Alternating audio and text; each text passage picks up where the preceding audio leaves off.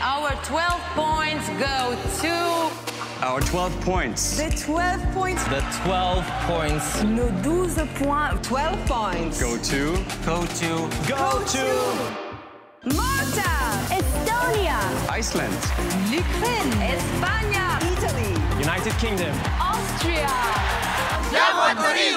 Vous l'avez suivi toute l'année avec ses chroniques hurleuses que vous adorez. C'est Vincent qui est avec nous autour de la table. Bonsoir Vincent. Bonsoir Vincent. Notre expert histoire, notre expert science, notre expert chiffres, notre expert de tous les domaines. Quentin est encore avec nous. Bonjour dans 12 points. Bonjour Thomas. T'as pris du galon, hein. Il est venu participer à dans l'émission consacrée aux langues. C'est Stéphane Reich, professeur à l'université de Créteil, qui est de retour avec nous. Merci pour votre invitation. Salut. Trop bien. Il a participé avec nous à l'émission sur l'Eurovision est-elle ringarde, oui ou non. On retrouve Fabien Randan, journaliste culture et médias chez 20 minutes. Salut Fabien. Bonsoir tout le monde, merci pour l'invitation. Et puis le meilleur pour la fin, j'ai envie de dire, pour la première fois dans 12 points, nous avons enfin un point de vue féminin qui sera présent avec nous. Pas des moindres. Nous avons Agathe qui est avec nous, chargée de production et auteur. Bonsoir Agathe. Bonsoir, merci de m'avoir invitée. Je suis très émue d'être la première femme au micro de 12 points. Ça me fait des choses. Alors écoutez, bienvenue à tous, bienvenue à toutes pour ces épisodes qui terminent en route pour Turin, puisque à l'issue de cette émission, c'est l'Eurovision 2022 qui arrivera enfin. On se retrouve pour cette table ronde tous ensemble pour discuter de cette Eurovision 2022. Qu'est-ce qu'on en pense déjà en amont de l'émission? Qu'est-ce que l'on sait? Quels sont nos avis sur les différentes chansons qui ont pu être présentées? Et on va débattre comme ça de différents sujets autour de l'Eurovision 2022. Est-ce que tout le monde est prêt? Oui. Eh ben c'est parti. Que jamais.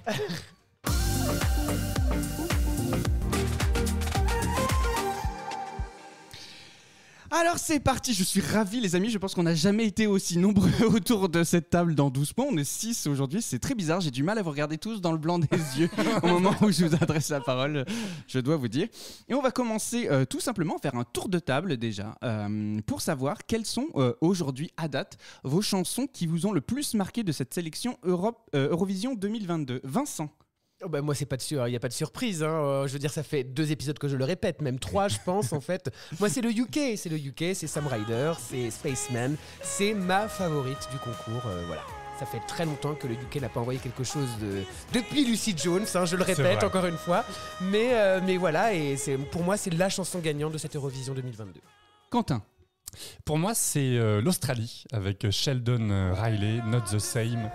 C'est vraiment, pour moi, je trouve, j'espère en tout cas qu'il figurera très haut dans le classement. Fabien, toi, quelle est ta chanson favorite? Alors ma préférée, c'est celle de la Serbie, Corpore Sano, de Constracta, qui pour moi, c'est celle qui crée le plus de surprises. Il se passe quelque chose sur scène, et il y a aussi le fait qu'elle est chantée en serbe, et ça, moi, je donne toujours des points à ces chansons qui sont chantées dans une langue nationale autre que l'anglais. Agathe. Ah oui, pardon, tu voulais... Ça veut dire que le UK, ils chantent en anglais, ils sont dans sa langue, non? Ils sont un peu désavantagés. Voilà, mais je désavantage toujours le UK. Okay. Agathe. Ben moi, je vais pas être très originale. C'est pareil que toi, Fabien. Voilà, Constracta. Ah ouais. C'est ça qu'on dit? Oui, c'est comme ça que ça se prononce. Ouais, je trouve qu'il y a un vrai concept, il y a un vrai truc, et puis... Parce qu'elle se lave les mains. Bah oui. Les gestes barrières. Elle est bien maquillée, il faut le dire. Non, je trouve qu'il y a un vrai truc dans cette chanson. Je sais pas, moi, ça m'a fait quelque chose. Et il y en a peu qui m'ont fait des trucs. Stéphane. De chansons. Moi, j'adore cette chanson. Enfin, quoique, ça fait longtemps aussi. Mais bon. Stéphane. Moi, j'ai une chanson favorite et que personne n'aime, c'est l'Islande. L'Islande. Ah ouais. Les Sisters. Ouais. Ah ouais. Les sœurs Tchekhov. Alors, j'aime beaucoup la chanson Mais moi serbe. aussi, j'ai marqué Tchekhov. J'aime beaucoup les Moldaves qui sont très drôles, on s'amuse beaucoup avec les Moldaves. D'ailleurs, entre l'Ukraine et la Moldavie, je trouve que la Moldavie, il y a un truc en plus sur ce style un peu festif. Mais vraiment, ma chanson préférée, c'est les Islandaises. Alors ça, c'est curieux. Oui. Eh bien, moi, je reste aujourd'hui sur... on sait. Vas-y, mets ton maillot jaune et pars au Club Med. On sait très bien ce que tu aimes, Thomas. Voilà, Eat Your Salad, exactement de... Ah, pas du tout? Ah non, pensez pas à Ah ça. non, pas du tout, je Ah bon pensais pas à ça. non plus, c'est laquelle? C'est C'est la scène avec l'Espagne. Ah oui, c'est vrai, Ah bah il y a oui. celle-là aussi. Ben, vous voyez, en fait, je suis un peu perturbé. Ah, faut que tu choisisses. Attends, je Oh, vais bah, la refaire mange ta seule. salade, elle est mieux quand même. Hein. Ouais, tu préfères Ah manger non. ta salade. Oui, tu en bah, plus- au moins, il y a un concept. Alors, en tout cas, une chose est sûre, c'est à faire ce petit tour de table, et c'est ça qui me fait marrer, moi, dans l'Eurovision, c'est que personne n'est d'accord, finalement, et que tout se joue le jour de l'émission, le jour de la finale. Moi, je suis particulièrement convaincu qu'il n'y a pas de chanson type qui peut remporter l'Eurovision au regard de la pluralité des audios. Enfin, nous sommes 6 avis sur des millions tout de même, hein, calmons-nous. 100 millions de téléspectateurs. Oui, mais justement, les gens qui vont découvrir l'émission le jour J n'auront pas entendu comme nous C'est vrai. les chansons en amont, et donc du coup auront de fait un avis complètement différent. Ou alors tout le monde fera comme Fabien et Agathe et aimeront la Serbie, hein, visiblement. parce Mais que- ça va être la chanson gagnante sans doute. Je pense que la Serbie va finir beaucoup plus haut que ce qu'on peut lui prédire aujourd'hui. Alors Fabien, j'ai une question du coup pour toi qui suit l'Eurovision médiatiquement depuis plus de temps, et du coup les bookmakers et les classements qui opèrent en amont du concours, est-ce qu'ils représentent vraiment ce que sera le classement du concours le jour J? Alors, les bookmakers aujourd'hui ne représentent pas forcément le classement final. Je dirais que les bookmakers, leur intérêt, et c'est aussi un peu la limite de l'exercice, c'est que les pays qui sont favoris pour les bookmakers, ce sont ceux qui vont attirer l'attention médiatique. C'est-à-dire que les journalistes qui n'ont pas envie de s'embêter à écouter les 40 chansons, on va dire, bon, alors, que nous disent les bookmakers? On va écouter les 10 premières. Et donc, ça leur donne, on va dire, un avantage de notoriété.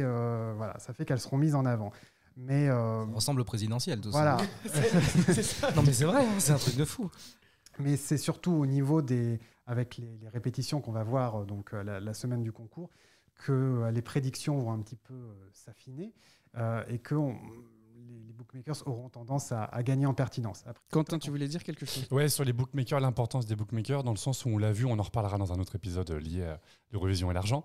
Mais Malte, par exemple, qui a dépensé des millions d'euros pour faire monter la cote de Malte dans les bookmakers, c'était lié à ça. C'est justement pour qu'il soit dans le top 5, pour que Malte soit dans le top 5 et qu'on en parle dans les médias en disant « Ah, vous avez vu, Malte est 5e », alors qu'en réalité, elle a été surcotée volontairement de manière instrumentale Oui, par c'est l'année l'Office de passée quand tourisme. ils ont dépensé le PIB dans la C'est ça, com, c'est quelques ça. millions d'euros. Stéphane. Non, j'étais étonné que personne n'ait dit la Suède tout à l'heure, alors que tout le monde la met en Mais tête. non. Les Ah, non, OGAE, moi, je ils comprends adorent. pas. Bah oui, mais non. Bah non, je suis d'accord. Non, Mais comme disait non. Fabien, c'est vrai que les EGAE, franchement, quand on regarde à chaque fois le top 3, ça gagne rarement. C'est vraiment... Mais parce que la Suède a quand même une hype depuis des années, c'est-à-dire que elle sort sa chanson, tout le monde l'aime, c'est ça en fait. Mais après, là, ce qui se passe avec la Suède, c'est que c'est déjà entendu, enfin, des millions de fois. Enfin, c'est mon avis. Alors moi j'ai un avis qui m'intéresse autour de cette table, c'est le tien Agathe, puisqu'en fait à l'inverse de nous qui sommes dans le concours depuis de nombreux mois maintenant, toi on t'a demandé pour l'émission de regarder comme ça de manière très Exactement. fraîche. Depuis que vous parlez de chansons, je suis là. Attends. On dirait Marine Le Pen au débat. Puis je suis contente, j'ai fait sa couleur. Oui, et donc moi j'ai marqué Suède, c'est chiant. Toi comment tu vis l'Eurovision? Est-ce que c'est un programme que tu regardais déjà avant qu'on te demande de Non, participer à clairement l'émission? pas du tout. J'ai regardé quelques fois. Je pense que j'ai regardé cette fois où il y a eu You. C'est vraiment la seule émission que j'ai vue en direct. Et à part ça, moi j'aime les replays de Marie-Myriam et autres France Gall. Voilà, pour moi c'est plus marqué vieillot, c'est sûr. Et c'est vrai que globalement, je trouve qu'on nous sert beaucoup de soupe ringarde. Je ne vais pas mentir, je trouve, c'est même ce que j'ai marqué là, enfin quand même 80%, c'est vieillot et c'est ringue.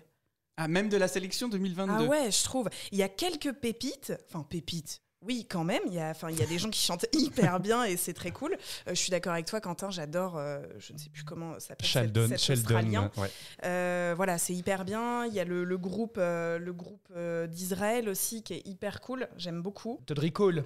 Ah Ça, pour le oui, coup, c'est un peu- j'adore. Oui, bah oui, voilà. ah ouais. C'est dans mon notre petit top. côté fille à PD, en fait. Je crois que tout ce qui est un peu ça, j'aime bien. Voilà. Mais non, je trouve que globalement, moi qui ne suis pas beaucoup, j'ai quand même l'impression que tous les ans, c'est un peu pareil. Et il il y a beaucoup de soupe. Alors c'est assez intéressant parce que nous, on essaye de défendre un peu un avis contraire parce on creuse un peu plus, on essaye de comprendre les enjeux de chaque j'écoute pays. vos émissions. Non mais du coup, c'est très intéressant aussi de voir que pour quelqu'un qui ne suit pas le concours de l'intérieur comme nous, on peut l'avoir, on a toujours un peu cette connotation qui existe et qu'il faut arriver à essayer un peu de casser dans l'émission en général. Ouais, mais alors, tu vois, c'est pas qu'une connotation, parce que là, bon, du coup, je me suis fait et refait la playlist, les 40. Tu te les farcis, t'as envie de le dire. Un petit peu, il y a des trucs où tu Ouais. souffres quand même. Ouais, bon, on y reviendra, mais les rockers qui n'ont jamais entendu un rock de leur... Enfin, c'est pas possible, en fait. Ça, c'est la Bulgarie.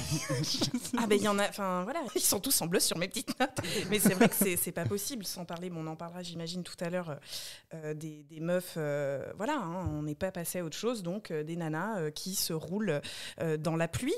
C'est pas possible, en fait. Ah, ça c'est pour Chanel Slow-Mo. Oui. Cela dit, excusez-moi, j'ai quand même un œil sur les notes d'Agathe. Et alors pour Brooke, Datridge de l'Irlande, il y a écrit pétasse qui yodel. Je trouve que là, on a atteint des sommets. Hein.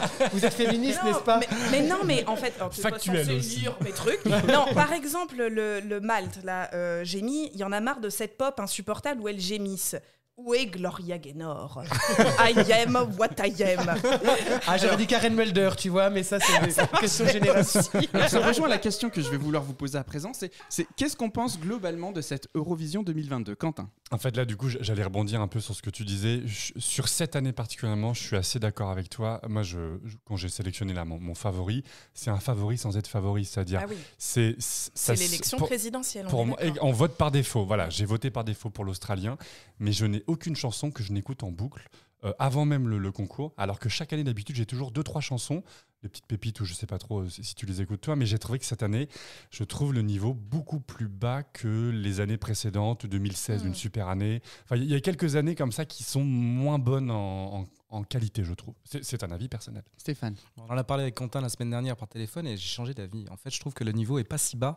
Oui, Y a je suis pas- d'accord avec toi, Stéphane. En fait, Ouais, il est très festif. J'ai l'impression qu'ils ont fait il y a au moins 10-15 chansons qui pourraient passer en boîte pour faire la fête et passer en boucle, en fait. Ah oui, ça, Mais oui. il y en a pas. C'est vrai qu'il y en a moins qui sortent du lot. Là-dessus, je te rejoins. Mais le niveau, disons, est moins soupesque que popesque. Voilà. C'est de la J'entends, dance. j'entends. On l'entend. Non, je trouve qu'il est. Oui. Fabien, ton avis? Moi, je suis aussi d'avis que je pensais au départ, quand on a eu les premières chansons sélectionnées, je me disais, oulala, on va vers une année qui va être un peu difficile. Et en fait, je trouve qu'au global, il y a plutôt de bonnes propositions. Il y a des chansons. J'étais à Amsterdam à un concert pré-Eurovision et il y a des chansons qui, je me suis surpris, par exemple, effectivement, Malte, qui est une chanson qui m'insupporte en tant que telle. Et ben de la voir sur scène, j'ai passé un bon moment, Mais oui. j'avoue. Les Islandaises, ça m'a apaisé. Enfin, je me suis dit, tiens, il se passe un truc avec cette chanson que j'avais vraiment pas dans mon radar et qui, voilà, pour moi, était un peu un truc, un fond sonore un peu ennuyeux et tout. Et ben de les voir sur scène, au milieu de trucs très pop, très machin, je me dis, bon, bah ça se démarque. Donc je pense que dans une configuration avec les demi-finales, puis la finale, il y a des choses qui vont émerger et il y a peut-être des, on va dire, soit c'est de l'ordre du charisme ou de la personnalité ou de la musicalité, des choses qui vont prendre un peu de relief. Mais voilà, donc j'ai changé d'avis au fur et à mesure des semaines. Et est-ce que c'est pas à force de les écouter en boucle? Parce que vous les écoutez, j'imagine, donc c'est comme... Enfin, voilà, peut-être Alors, ainsi fait. oui, je suis d'accord avec toi. Néanmoins, ta réflexion, elle est pertinente, puisqu'en fait, et c'est tout le propos de l'Eurovision 2022, qui est une émission en live, c'est-à-dire que tu viens de nous dire que ton avis a été transformé par la découverte de prestations live. Est-ce que tu peux nous raconter un peu les pré-parties, justement, Fabien, et notamment celles que tu as pu vivre à Amsterdam? Comment ça s'est passé? Quelle était l'effervescence autour de l'événement? Alors, les pré-parties, donc, si on parle de celle d'Amsterdam, et là, il y avait 26 candidats, enfin 26 des artistes Quand en même. lice cette année, plus 3-4 candidats des Rythmou, autres par années. exemple, Aiden Kettle. Voilà, il y avait Laurine qui était là, la gagnante avec Euphoria, qui a chanté 2 titres. Donc, ça va vraiment à un rythme assez soutenu. Et le son était meilleur qu'en Espagne ou pas du tout? Alors, Parce qu'on a eu des retours de l'Espagne quand même, et la pauvre Ruth Lorenzo dans Dancing in the Rain s'est pété la voix et a craqué sa note de manière assez terrible. C'est assez douloureux à regarder d'ailleurs. J'ai envoyé la vidéo à Thomas et à Vincent et c'est vrai qu'on avait très envie de douloureux à pleurer. regarder, C'était ouais, une catastrophe. Non, mais le son, il y avait des problèmes de son aussi à Amsterdam. Mais globalement, qui j'ai étaient encore l'impression que pire dans- à Tel Aviv. Oui. Donc, et on va dire que c'est pas les meilleures conditions pour mettre en valeur les artistes. Il y a des artistes qui ont vraiment, je pense au Tchèque de We Are Domi, la chanteuse a fini par faire des fucks au gars de la technique. Moi, Alvan m'a dit qu'effectivement, il y avait un problème de retour son dans l'oreille, c'est-à-dire qu'il n'entendait rien au début et puis d'un coup, tout est monté au maximum, donc c'était un coup à se choper des acouphènes. Mais en tout cas, les pré-parties nous ont montré aussi que c'était un moment d'apprentissage pour pas mal d'artistes, et on voit que clairement, il y en a qui sont beaucoup plus préparés que d'autres déjà d'entrée de jeu. Ça permet de prendre déjà, pour ceux qui ne sont pas habitués, de savoir ce que c'est que de répondre à des interviews, et puis d'être à ce rythme soutenu, et parfois de répondre 36 fois de suite à la même question, parce que les 36 personnes que vous allez voir dans la journée vont avoir exactement les mêmes questions. Donc voilà, c'est un exercice de média training. Et puis aussi, ça aide à appréhender un petit peu la scène. Et puis les communautés d'Eurofans avec parfois des commentaires sur les réseaux sociaux, sur les vidéos YouTube, qui peuvent être parfois très encourageants ou parfois, voilà, c'est juste des haters. Donc il y a de la déstabilisation, c'est un peu plus dommage et ça fait partie du jeu aussi. Mais ça permet de déjà prendre la température de ce que ça peut être l'Eurovision une fois qu'on y est et qu'on est scruté par le monde entier. Alors que nous sommes un média d'opinion. Et de divertissement, n'oublions pas également, parce que... Et donc du coup, dans le cadre de ces répétitions, moi j'aimerais qu'on parle de la France et du coup d'Alvan et Aez et de la chanson Fulen. J'aimerais avoir Quentin et Vincent, on a déjà beaucoup discuté ensemble de c'est la bon, chanson. vous savez déjà. J'aimerais avoir Je vais pas en rajouter. l'avis d'Agathe, l'avis de Stéphane et l'avis de Fabien sur à la fois la chanson, la préparation et du coup les chances qu'on peut avoir, nous, la France, sur ce concours. À votre écoute. Agathe. Oui. Très bien. Alors, Merci. moi, À moi, on m'a alors. dit qu'en effet, et j'ai entendu que vous étiez un média d'opinion, donc je ne vais pas avoir peur. Je n'aurai pas peur. Non, franchement, je trouve ça très compliqué. Enfin, c'est aller au casse-pipe. Et moi, ça me pose question sur... je viens d'apprendre, en fait, avec vous, en préparant l'émission, qu'il y avait donc les Big Five. Je ne savais pas, en fait, qu'il y avait ça. Je trouve ça honteux. Parce que clairement, non mais enfin c'est une daube. Enfin, je veux dire, on peut pas. C'est pas mettre les gens au même niveau. Je trouve ça pas cool en fait. Après le concept de la région, je comprends pas parce que même un Français il comprend rien. Enfin, puis il y a tellement rien qui passe que de toute façon on s'en fiche. Et puis ça chante pas bien. Ah, toi aussi. Merci. Donc, Leur presta en live, lui, c'est faux. Aussi. Les costumes sont jolis. Et la chanson en elle-même en version studio ne te paie pas plus que ça non plus? Franchement non. Moi ça me fait rien, ça me touche pas. Mais après peut-être que non. Puis je comprends pas ce truc de faire quelque chose de région. Chantons en français. Moi je suis très pour ce que tu disais tout à l'heure. Chantons dans la langue de son pays. Excusez-moi, la Bretagne c'est pas la France. Enfin, elle dit ça parce qu'elle est normande. Et qu'il y a toujours eu une battle entre la Bretagne et la Normandie. C'est à cause du Mont-Saint-Michel. Attention. C'est ça, ils nous l'ont pris. Non, j'en sais rien. C'est vrai que ce serait drôle. On parle en normand, non? Stéphane, toi, ton avis sur les langues, justement, c'est Moi, les langues, je trouve que c'est très bien qu'on écoute des langues qu'on comprend pas. Le serbe, ça me plaît bien. L'ukrainien, j'y capte que dalle et ça me va très bien. Le breton aussi, finalement. Non, je trouve que Fulen, il y a un vrai problème de différence pour le coup. C'est une chanson que j'adore écouter au casque, mais vraiment, je trouve qu'elle est très, elle a un bel effet. Mais par contre, il y a un gros risque en scène, effectivement, pour les questions de justesse et surtout d'effets de scène, d'effets théâtrales. Et là, il va falloir va falloir muscler son jeu, quoi. Sans déconner. Non, mais je trouve que c'est... Au boulot. Sa voix aussi. Son jeu, sa voix. Ouais. Après, moi, je la trouve pas si mal, mais vraiment au casque. Pour le moment, c'est au casque. Je trouve ça dur, moi. Fabien, sur les préparations d'Alvan et Aez. Sur leur préparation, effectivement, ils ont eu des pré-parties compliquées. Il y a eu des problèmes de son, notamment. Ils n'étaient pas toujours tous les quatre non plus. Donc, on va dire que ce n'est pas les meilleures conditions. Donc après, je sais qu'il et elle répètent beaucoup. Il y a un travail autour des harmonies à trouver. Moi, pour ce qui est de la chanson, en fait, il faut rappeler que c'est le jury de Eurovision France, c'est vous qui décidez qui l'a classée première, ainsi que le public. Donc on va dire qu'il y a eu une unanimité pour désigner cette chanson-là pour aller à Turin. Que ça soit en breton, moi je trouve ça bien aussi, c'est une partie de l'identité de la France, voilà, donc pourquoi pas. Ça surprend aussi, je trouve que le piège aurait été peut-être d'aller à Turin cette année avec une chanson qui soit un peu trop dans la lignée de Voilà, de refaire du Barbara Pravi. Donc là, c'est carrément diamétralement opposé. Donc ça crée même une surprise auprès du public étranger qui se dit mais c'est à ça que ça ressemble le breton, je savais même pas que ça existait. Donc il y a un effet curiosité, ça peut marcher auprès des pays qui ont aussi des langues minorisées et qui peuvent se sentir on va dire une sorte d'empathie pour le titre. Et après, alors pour ce qui est peut-être le plus gros défi pour Alvan et Aez, c'est qu'effectivement c'est Alvan et Aez. Il y a un an, ce groupe-là, ce quatuor-là n'existait pas. Donc il faut qu'ils trouvent chacun et chacune leur énergie. Et on a des chanteuses traditionnelles, on ne va pas leur demander de faire du pogo. Et on a un mec qui fait de l'électro, qui, lui, est beaucoup plus dans quelque chose de très, on va dire, démonstratif. Il saute sur scène et voilà, il s'en amuse aussi. Et donc il faut essayer de faire en sorte que ça soit cohérent. Et c'est pour ça que la scénographie et notamment la réalisation qui va être choisie va être décisive pour équilibrer ces énergies-là, ces flux-là, etc. Et effectivement, tout le truc, ça va être de trouver l'harmonie pour que les voix féminines et la voix d'Alvan qui est parfois qui se laisse déborder, j'ai l'impression. Très brut. Par, en fait, voilà. c'est très brut. C'est délivré comme ça, comme enfin voilà. Et donc c'est pour ça que ça semble pas maîtrisé en tout cas. C'est ça. Et pourtant il y aura un coup à jouer sur créons une ambiance un petit peu. Je viens vous jeter un sort. Ben voilà. Style Et ukrainien. on en revient là, c'est-à-dire que moi c'est une chanson que j'apprécie énormément. Je l'écoute comme toi au casque en boucle. Enfin franchement, de toute façon de la sélection française, c'est la seule qui sortait du lot, je vais pas vous mentir, et c'est la seule qui m'est séduite lors de cette élection française.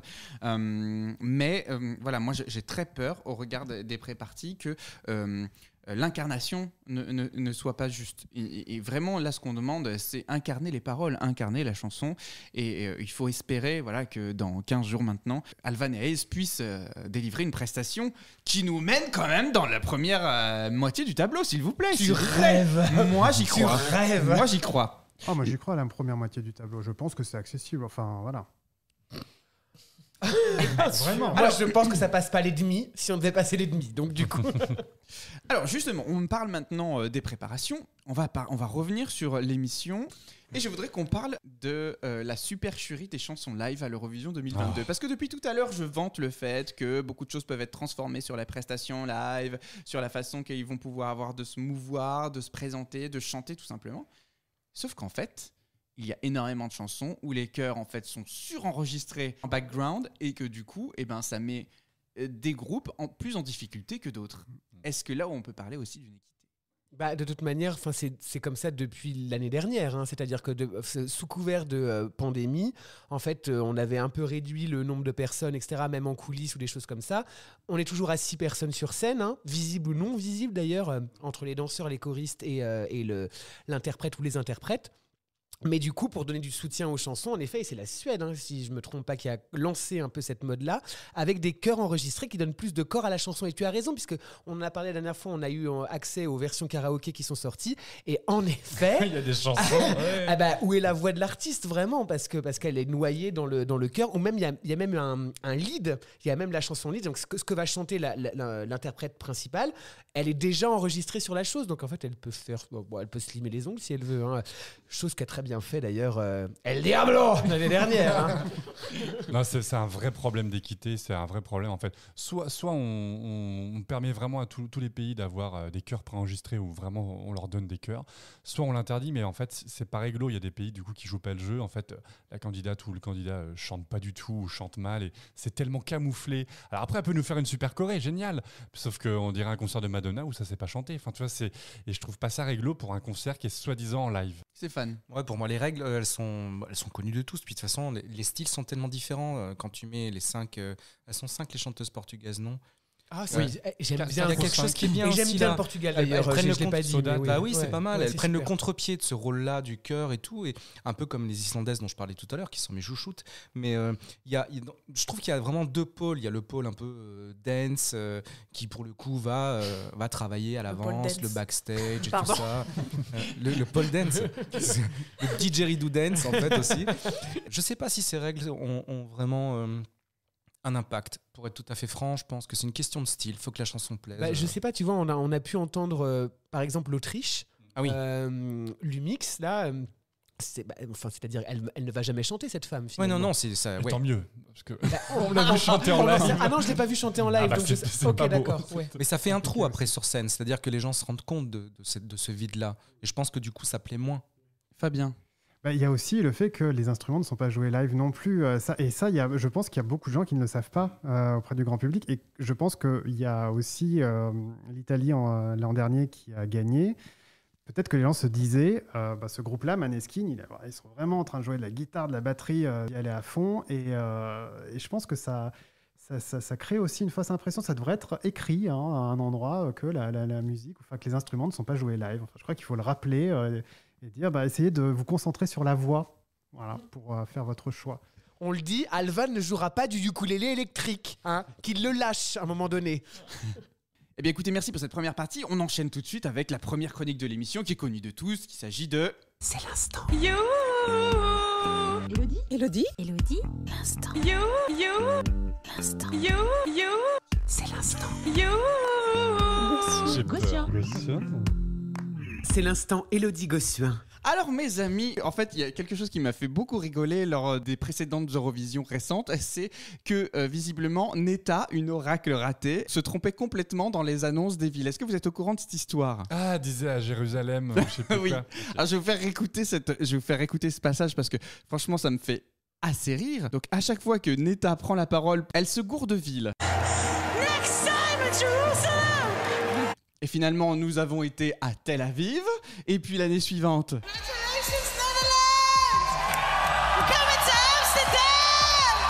Et puis en fait, on a été à Rotterdam. Et l'année dernière. Congratulations, Italy! What the fucking hot guy! Wow. Next year in Rome. Et finalement, on se retrouve à Turin. Turin. Une chose est sûre, c'est qu'on est en Italie. Et en fait, moi, il y a quelque chose qui m'a quand même beaucoup fait rire l'année dernière. C'est au moment de Il y a peut-être des hot l'annonce. guys à Turin aussi. Pardon Je sais pas. Il y a peut-être des hot guys à Turin aussi. Il y en Elle aura avait forcément, ça l'air reste l'Italie. ivre morte dans l'extrait sonore. On aurait dit moi, l'Eurovision 2021. Et alors, justement, moi, il y a quelque chose qui me fait hurler de rire à chaque fois que je l'écoute. C'est l'annonce faite par le présentateur à Rotterdam du pays gagnant. Et alors, écoutez bien ce que va dire le présentateur. C'est surtout là-dessus que je veux porter votre intérêt. 165 points, and that means we have a winner! Fantastic! Italy is the winner of the Eurovision Song Contest 2021. What an evening! What a result! One thing I know for sure, next year the Eurovision Song Contest kicks off in Italy, so we'll all be heading out to the land of pizza and sambuca. C'est n'importe quoi. Stéphane, un avis sur la Non, mais là, c'est sans commentaire. C'est absolument raciste. Les clichés Le pays de culinaires. la pizza et de la sambuca. Non, mais c'est. Tandis que Thomas vient de part en partir. cuisine. Je sais pas si c'est pas ton chef. Visiblement, dingo. on doit meubler. Prends une manique parce que tu vas te brûler. Qu'est-ce que... Non, et alors moi, du coup, je me suis dit, il faut fêter ce moment. Oh là là, Oh là, on va boire de la sambuca. là là là Qu'est-ce que là c'est là que la là. sambuca? Et il faut dire Qu'est-ce quand même que c'est, en aux fait auditeurs Alors, moi, là je ce que c'est que la préfère le sambuca. Hein. limoncello. Mais c'est Ah quoi la oui. sambuca? Mais Moi, je je ne sais sais pas. pas. Je connais pas. La sambuca, c'est une sorte de petite baie un peu anisée, un peu forte. Oh. Et ça, Une sorte de Ricard Ah, et de pastis. la pizza. ouais, ça ressemble un Voilà, peu pour à... fêter la victoire de l'Italie. Ah Et bah du ça, coup, c'est bien gentil. l'Eurovision 2022 qui aura lieu à Turin dans quelques jours, il est temps pour nous de prendre un peu de pizza et un peu de sambuca. Merde, c'est de la vraie. Pas de marque Ah à bah l'écran. oui. C'est pas de l'eau. Personne n'a jamais goûté. En Italie, personne si, n'a moi, jamais j'en ai goûté. bu en Italie. Souvent, ils le boivent avec un grain de café amer, un gros grain de café. Ils le mettent au fond du verre et du coup ils font un shot. Non. Alors voilà, c'est ça. C'est quoi? C'est cul sec ou celui qui perd? C'est l'instant what the fuck. Donc on y va? Oui. Ok, on y va. Alors attention. Alors, Tiens, il y en a moins là. Merci. Il y en a moins. Un petit, oui, un petit. Oh là là, mon Dieu. Oh la vache. Ah non, mais moi j'aime pas l'anis. Oh, j'adore, c'est du Ricard. J'aime beaucoup. Ça sent le Ricard. Il Ça paraît sent que ça l'anis. fait du bien à l'estomac pour ceux Cul sec, hein, on est Oui, ça d'accord. tombe bien pour ceux qui perdent. Ça sent les sucettes à l'anis. Ah, j'adore. Ah bah voilà. Et à la vôtre. alors. On y va? Allez, on y va. Bon bah c'était très bon. Ah, c'est dégueulasse. Alors, moi, j'adore. Ah, alors, tu sais, moi je ne savais pas ce qu'était la sambuca. Est-ce que tu peux nous décrire Quentin ce qu'est la Alors, sambuca? c'est un mélange de réglisse et d'anis. C'est une espèce de. Je mange une petite part de pizza pour faire passer. Un mélange de réglisse anis. Exactement. Voilà. 12 points pour la sambuca de mon côté. J'ai l'impression d'être dans les bronzés. Oh putain. J'ai Écoutez, l'impression voilà. d'être en Erasmus là. Je suis ravi de vous avoir apporté un petit bout d'Italie ce soir. On passe à la suite. C'était ça ton what the fuck. T'exagères. Un billet interactif. Ouais, merci. La pizza, elle fait du bien. Vraiment, j'adore. L'Eurovision 2022, il va falloir quand même qu'on en parle. Elle va être assez particulière, notamment au rapport au plus grand conflit actuellement. Du coup, c'est pour ça que règne tu sur le prends un air territoire. grave sur ta tête. T'es pas obligé. Hein. J'avais C'est pas besoin de grave. boire Juste avant après qu'on la parle. sambuca. Deux salles, deux ambiances. Mais c'est ça, 12 points. C'est les contrastes. Et donc, du coup, j'aimerais qu'on évoque ensemble le cas de la Russie qui a été évincée dans un premier temps, et ensuite l'Ukraine qui est présente sur le concours. Et est-ce que l'Ukraine peut remporter le concours? Alors déjà, discutons de la Russie. Est-ce que c'est une bonne ou une mauvaise chose qu'on l'ait évincée du concours? Alors, à titre personnel, je n'ai pas vraiment d'opinion sur le sujet, si ce n'est qu'on a évincé du coup le média, hein, vous vous souvenez, le média public qui est membre de l'Union européenne de radio-télévision. Et il semblerait qu'effectivement, ce média-là en Russie a couvert la guerre en Ukraine de manière, déjà en ne l'appelant pas une guerre, premièrement, et en reprenant les éléments de langage et de propagande de Vladimir Poutine. Donc effectivement, il semblerait qu'ils aient absolument pas respecté les réglementations, à savoir qu'il faut que ça soit un média d'opinion publique, un média public qui respecte les codes du journalisme et du délibéré et des positions adverses, enfin des oppositions ou autres. Et effectivement, ça semblait être clairement un écho de la propagande. Donc de ce point de vue-là, c'est justifié, ouais. Au-delà de ça, en 2015-2014, quand la Russie annexe la Crimée, déjà ça crée des troubles au sein même de l'émission en live. Donc je pense qu'ils ont clairement aussi voulu éviter et se protéger de ça. Alors il y a ça, mais il y a aussi le fait que l'Ukraine a lancé une vendetta. En fait, le télédiffuseur ukrainien a lancé un ultimatum à l'Union européenne de radio-télévision en disant, et ça a été rejoint par d'autres pays, je crois 5 ou 6 pays au total, c'était si vous n'évincez pas la Russie, on n'y va pas. On boycotte l'Union européenne de radio-télévision. Fabien, tu veux dire quelque chose? Oui, de toute façon, ça aurait été intenable d'avoir la Russie à l'Eurovision cette année. Enfin, on se serait retrouvé. Si on allons-y, faisons participer la Russie. Je ne sais même pas. Enfin, j'imagine même pas le truc, quoi. Enfin, c'est puisque le but aussi de l'Eurovision et plutôt de l'exclusion de la Russie. En fait, que la Russie soit exclue de l'Eurovision, du concours Eurovision de la chanson, ça fait partie de sa mise au banc de la scène internationale, quoi. Donc, c'était pas jouable d'avoir sur place les deux pays qui participent en bonne entente. Enfin, ça aurait été complètement absurde, ce côté donnons-nous la main, la chanson dépasse, la musique apaise les mœurs, etc. Non, c'était... Quelque chose qu'on peut saluer tout de même, c'est que ça a été le premier programme international à refuser la Russie du coup dans son organisation. Toutes les compétitions sportives ont remis beaucoup plus de temps pour prendre ce genre de décision. Et d'ailleurs, personne n'en a parlé. C'est-à-dire qu'on a parlé de la Coupe du Monde, mais on n'a pas parlé de l'Eurovision. Si, Le Monde et les journaux, France Info. Oui, mais très peu. C'est-à-dire qu'en fait, tout le monde s'est extasié devant bravo d'avoir viré la Russie de la Coupe du Monde. Oui, enfin, l'Eurovision aussi, mais tout le monde s'en fout. Oui, mais les enjeux financiers sont beaucoup plus importants pour les grosses compétitions. Oui, et puis les sanctions économiques. Je te crois. Non, mais c'est vrai qu'on n'en a pas du tout entendu parler. Moi, pareil, avant de préparer. Enfin, évidemment, je me suis doutée. Puis je me disais la même chose que toi, Fabien. On n'aurait jamais imaginé la Russie. Ça aurait été Enfin, ça aurait fait un scandale de toute façon. Surtout que sa participation est de fait compliquée depuis de nombreuses années. On l'a encore vu à l'Eurovision Junior où malheureusement la pauvre fille, une fois qu'elle arrive sur scène, se fait huer même à Paris. Enfin, c'était un pays quand même qui était dans une situation très compliquée. Mais du coup, l'Ukraine, elle, est présente aujourd'hui avec son groupe que tu as eu la chance d'interviewer, Fabien, qui est là comme Jamala aussi en forte présence médiatique et diffusion d'un message de paix, etc. etc. Est-ce que ça va biaiser le concours ? J'ai bien peur C'est possible. Que le public, C'est en possible. tout cas, par un vote d'empathie ou un vote de support émotionnel, je ne sais pas comment qualifier ça, mais on peut supposer qu'il y aura un survote du public. Les jurys, probablement pas, parce qu'ils sont censés être plus objectifs, mais il est possible que le public vote un peu plus pour l'Ukraine. Agathe ? Ah oui, je pense que clairement ça va influer. Enfin, c'est obligatoire. Et en même temps, ce serait peut-être beau aussi.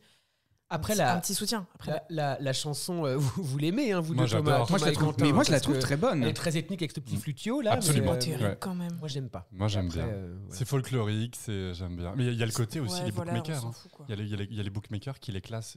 Pour le moment, l'Ukraine est classée première des bookmakers. Ah ouais. Stéphane, je te vois faire la moue sur l'Ukraine. Non, je trouve que vraiment, j'aime beaucoup l'Ukraine, hein, mais cette chanson est très, très moyenne. À côté Oui. de la Moldavie, justement, je trouve que la Moldavie leur met une belle race.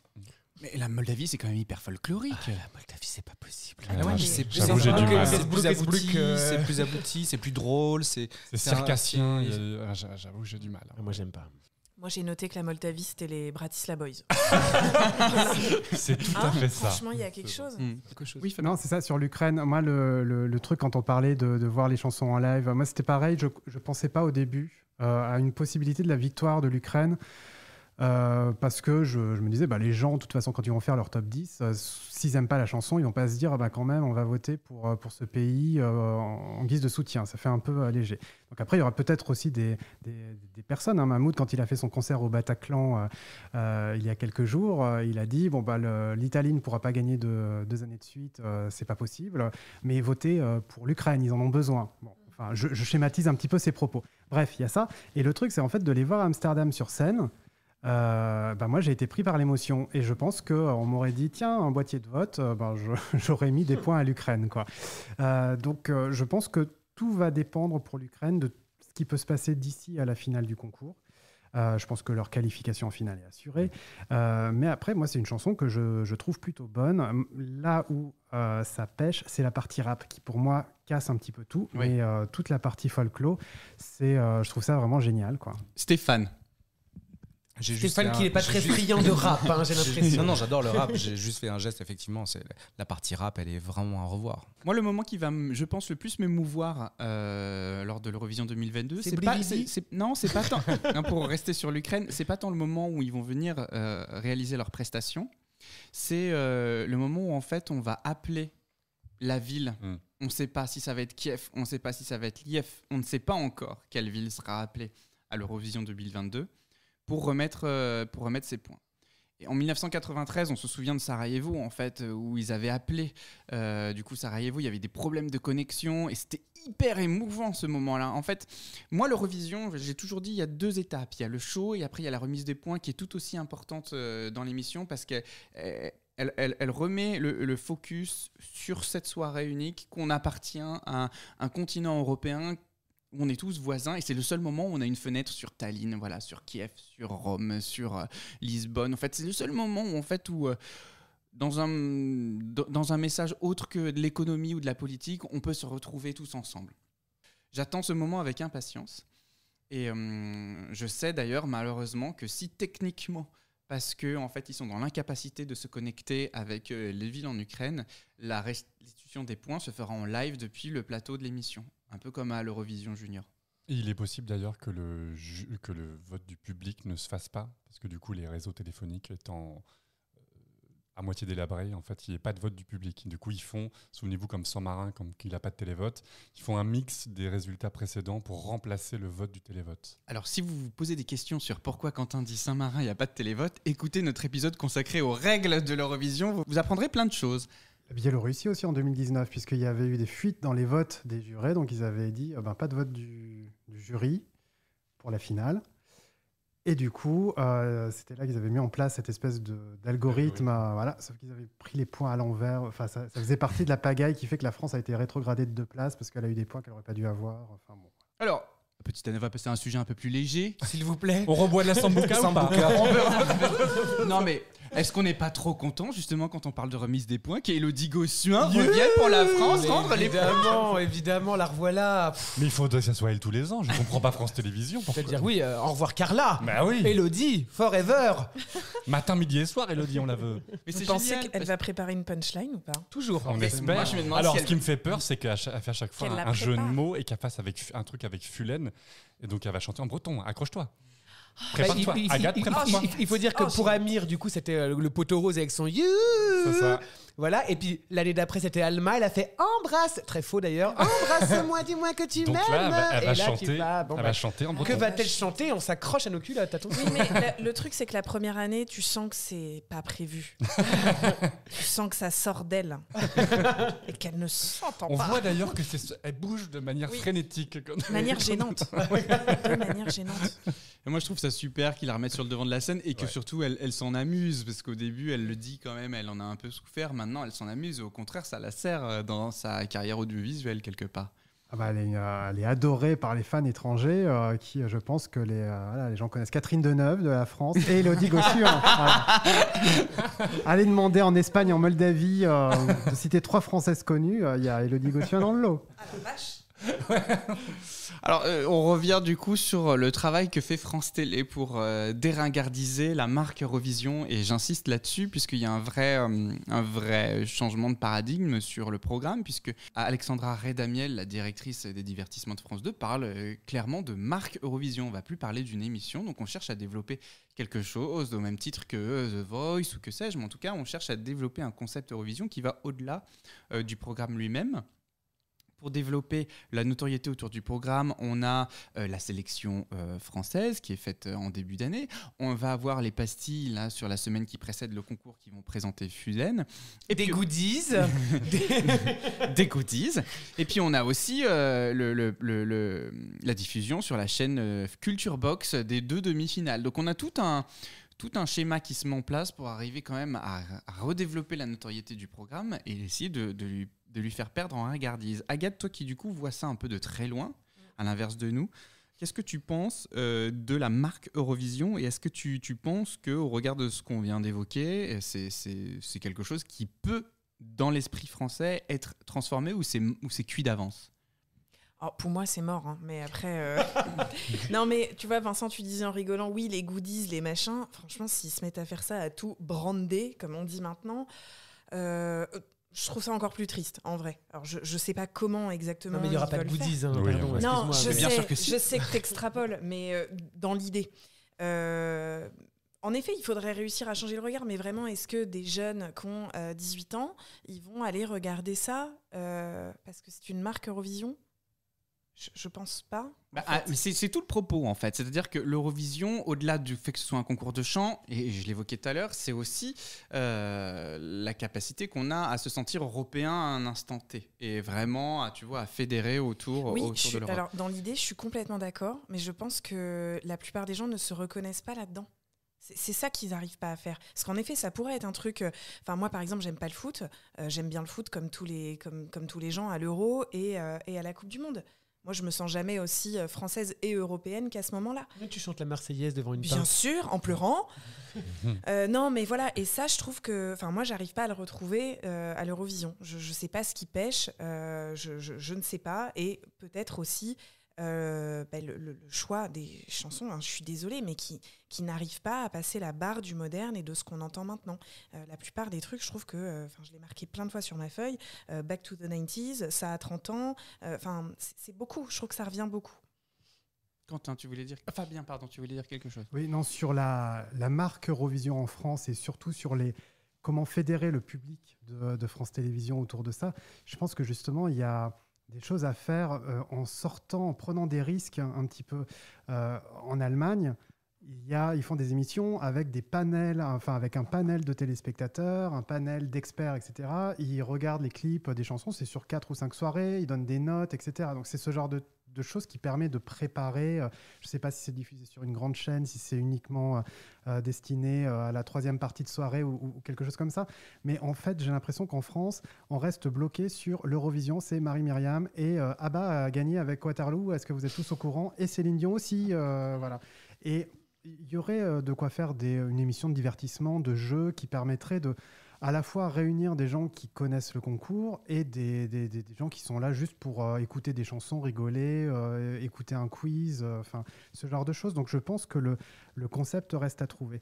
Et sur le sujet de la ringardise, il y a quelque chose qui est nouveau cette année, c'est que TikTok, qui est le principal partenaire, et là où je pense que c'est pas si anodin que ça, c'est que les 2 dernières chansons gagnantes, donc Arcade et Ziti Ebony, sont 2 chansons qui ont cartonné sur TikTok et qui doivent aussi en grande partie leur popularité à ce réseau social-là. La vraie question, c'est aussi le média linéaire, c'est-à-dire que la télévision n'est plus un média que la jeunesse regarde. Et en allant chercher ce partenariat là avec TikTok, clairement, c'est réintéresser une génération qui est passée complètement à côté. Là où nous, quand on était gosses, on regardait l'Eurovision avec nos parents à la télé. C'est comment on intéresse cette génération-là pour lui donner de l'aura. Et puis après aussi, le dernier point que je soulèverais par rapport au développement de cette marque, c'est le succès. C'est-à-dire que effectivement, on a toujours cette idée de ringardise du programme, mais de plus en plus quand même, ça reste une... Alors, il y a 44, ça peut monter jusqu'à 44 chansons. Donc, je ne dis pas que les 44 chansons sont des tubes, mais souvent, ils sortent de l'Eurovision de chaque année 2, 3, 4 chansons. C'est quand même jusqu'à 10% de la proposition, donc c'est quand même pas mal, qu'on entend sur les ondes et qui restent des années, comme Duncan Lawrence, comme Maneskin, qui aujourd'hui font des tournées de stade international.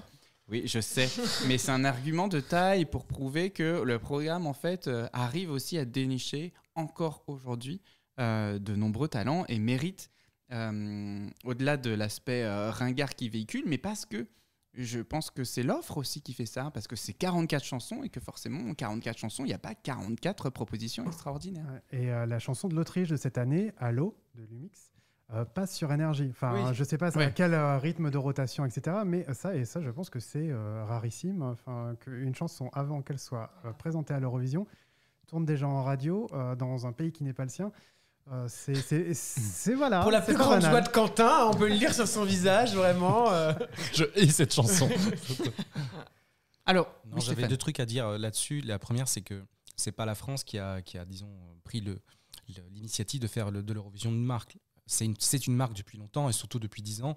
Et ils ont juste pris le pli il y a quelques années. Et du coup, ils ont, un peu comme The Voice, qui est une marque qui engrange de l'argent, qui est planétaire. Et du coup, ils ont pris ils ont pris le créneau qui existait déjà. Ils ont accepté de le prendre. D'ailleurs, c'est pas rien qu'elle Delphine Ernotte, qu'elle soit présidente de l'UER en ce moment, en disant qu'il y a un peu un alignement des planètes qui est assez rigolo. Après, sur la ringardise, je voulais juste dire une chose. Je trouve en fait, c'est pas vraiment que l'Eurovision qui peut être ringarde, c'est surtout en France, dire qu'on aime regarder un spectacle de chansons, c'était très ringard, ça l'est un peu moins depuis The Voice et ce genre de programme, et ça l'est un peu moins dans certains pays. La Suède, l'Angleterre, l'Allemagne, on a une culture du chant en Allemagne, mais même en Italie, une semaine de concours de chant national, ça n'existe pas en France. Donc ce qui est ringard, c'est d'accepter, d'oser dire qu'on écoute la chanson à la télé et à la radio, accessoirement, mais ça le devient de moins en moins. Et de la Je chanson pense que ça va populaire. changer. Pardon ? De la chanson catégorisée Et de comme la chanson populaire grand qui va- public. Exactement, qui va de la disco dance à la country, à la chanson bretonne. Donc tu as tout à fait raison. Dernier point que je voudrais aborder avant qu'on passe à une chronique qui m'est chère, c'est la place de l'anglais dans l'Eurovision 2022. Moi, je suis profondément surpris au regard du tiercé gagnant, enfin même du quintet gagnant, Omar Sharif, de l'année dernière, où en fait on avait des pays qui chantaient globalement dans leur langue nationale. L'anglais redevient prépondérant cette année 2022. Je te propose, Thomas, de réécouter l'épisode qu'on a fait sur les langues, où j'ai émis l'hypothèse que 2021 était l'exception qui confirmerait la règle. C'est que là, c'est arrivé comme ça d'un coup, mais ça, en fait, toutes les stats nous montrent que beaucoup de chansons là en langue nationale vont jarter en demi-finale. Et on aura, comme d'habitude, 20 chansons sur 26 en anglais. Et dans le top 5, il y aura peut-être une chanson qui sera en langue nationale, mais que ça va être l'anglais, quoi qu'il arrive. C'était vraiment atypique. 2021 était peut-être vraiment atypique. Et peut-être qu'il faut en passer par là, tu vois, je sais pas. Peut-être qu'il faut qu'on se rende compte d'une année complètement anglaise, complètement mainstream, complètement... On a eu des années hyper mainstream où finalement on se disait les chansons sont pas top, le gagnant c'est quand même hyper mainstream, c'est déjà entendu 1000 fois, etc. machin. Et puis l'année d'après, paf, on a une nouvelle surprise. Donc je sais pas, peut-être qu'il faut en passer par là. Ouais, mais comme disait Agathe en introduction, et je suis plutôt d'accord avec elle, enfin avec toi, moi je suis vraiment pour qu'on chante vraiment dans sa langue nationale. Je trouve que ça fait partie, et c'est peut-être aussi un peu ça, une des raisons pour lesquelles le public était un peu en désamour, c'est que c'est de la soupe qu'on entend 15 000 fois. Alors, l'année dernière, c'était vraiment atypique. Il y avait vraiment des chansons qui sortaient tellement de l'ordinaire. On comprenait rien. Hein. J'aurais rien compris à l'ukrainien, mais c'était tellement atypique. Je peux comprendre qu'on n'aime pas. Hein. Moi, j'adore. Et du coup, je me dis, les téléspectateurs jeunes veulent être surpris. Pour le garder éveillé, un petit peu comme mes élèves en cours, toutes les 5 minutes, il faut lui faire un truc pour que son attention se réveille. Tu leur parles en croate en ukrainien, je fais de l'ukrainien. Et du coup, je me dis, peut-être que si les pays jouaient leurs cartes culturelles nationales, pas forcément toutes, hein, pas forcément tous les pays, mais on serait peut-être un peu plus surpris par ce qu'on regarde, et on serait peut-être plus attiré à regarder. Stéphane, est-ce que tu as un avis sur les langues ? Moi, je m'en fous des langues. C'est vrai ? C'est vraiment la qualité, la chanson musicale surtout, qui peut être plombée par une prestation théâtrale absolument catastrophique. Mais je trouve que la langue est vraiment un aspect secondaire qui... vraiment, je trouve que c'est secondaire. Fabien. Alors moi, effectivement, peut-être qu'en finale, il y aura moins de chansons en langue nationale hors anglais que l'année dernière. Mais si mes calculs sont bons, il y a plus de chansons qui ne sont pas chantées en anglais cette année que l'an passé. Je crois qu'on est passé de 10 l'an dernier, 10 intégralement ou en partie interprétés dans une autre langue que l'anglais, et qu'on est à 15. Alors, mea culpa. Voilà. Puisqu'il y a de l'albanais, du lituanien, du roumain, du néerlandais, du slovène, de l'ukrainien, de l'islandais, du portugais, du grec, de l'italien, du serbe, de l'espagnol, du breton et du latin. T'as pouffé quand on a dit breton. Il est où le latin ? En Corpore Sano. Il y a deux d'accord, lignes, ok. dans le titre de Corpore tout à fait, Sano. oui, Voilà. oui. Ils sont loin, mes cours de latin, putain. Agathe. Je suis assez d'accord avec ce qui s'est dit. Même très d'accord avec ce que tu as dit. En fait, il y a un truc où en fait c'est pas une barrière et c'est comme en fait ça s'apparente même quand on fait du théâtre ou de l'absurde. Enfin, il y a un truc qui n'est pas lié. On n'a pas besoin de comprendre une langue pour comprendre ce qui se joue en fait. Et c'est ça qui est beau et c'est ça qui est fort dans la musique en fait. Malheureusement, à l'Eurovision, ça n'arrive pas souvent. C'est-à-dire qu'en fait, et c'est quand même un instant de grâce, je trouve, quand on ne comprend pas la langue et qu'on comprend ce qui se joue, tellement l'interprétation est forte, tellement, voilà. Typiquement, l'ukrainienne de l'année dernière, je n'ai rien compris, je ne comprends toujours rien. Voilà, c'est tout. Je comprends pas la hype. Parce que peut-être qu'il n'y avait pas de propos. Tu non, vois, zéro. Là, en fait, c'est ça, c'est que ça dépend aussi ce que ça raconte déjà dans la langue. Mais c'est vrai qu'il y a ce côté où on a envie... moi, j'avais envie de Rise Like a Phoenix. Et en effet, tu hurles le truc parce qu'en fait, tu connais la langue. Enfin, même si on n'est pas tous parfaitement bilingues. Mais je suis sûr que tu as chanté Betistrava. Je suis sûr que tu as chanté Betistrava. Tac, tac. Betistrava. Apparemment, non. Kontratska. Celle que tu es. Ah oui. Betistrava. Bah non. Non. Enfin, c'est-à-dire, il y a des trucs, c'est des si, mais ça, pas encore. Ça m'est pas encore resté dans la tête. Non, rien. Non, tu voulais rien. Mais j'en profite parce qu'il y a quand même... Excuse-moi, j'ai les yeux dessus, mais sur les notes d'Agathe, et donc pour l'Albanie avec Secret. Ah, j'adore. Tu peux nous lire ce que t'as mis, s'il te plaît ? Oui, elle est où ? Là, juste ici. Le premier, une merde qui reste dans la tête. Et puis le clip, c'est pas Viking. Hein. Voilà, c'est ça que j'ai écrit. Non, mais il y a des trucs, ça fait kiffer, comme l'autre d'Israël, où on a envie d'être sa copine en boîte. Et moi, j'ai trop envie d'aller guincher avec lui. Mais ça, non, oh là là, quelle daube. On revient au début, c'est-à-dire que les goûts et les couleurs à l'Eurovision. Donc défendez. Ah oui, mais j'ai quand même une question. Est-ce que c'est pas kiffant de bitcher devant ce genre de programme? Mais ça, c'est une excellente question. Je m'étais noté ça, parce que c'est ça aussi qui est sympa dans les concours de chant. Qu'est-ce qu'on aime c'est dire? comme Miss France, Qu'est-ce qu'elle chante faux? Oh là là, oh ça va pas. Oh, sa coiffure, sa robe. Mais ça fait partie du truc. Mais je suis entièrement d'accord avec toi. Et On globalement, C'est ça des qu'on soirées adore. Eurovision qu'on fait entre potes, dans les bars ou n'importe où, on Non, à la aime. maison. Je vous propose, s'il y a bien quelque chose qui est toujours présent à l'Eurovision, La c'est bien sambuca. les hurleuses.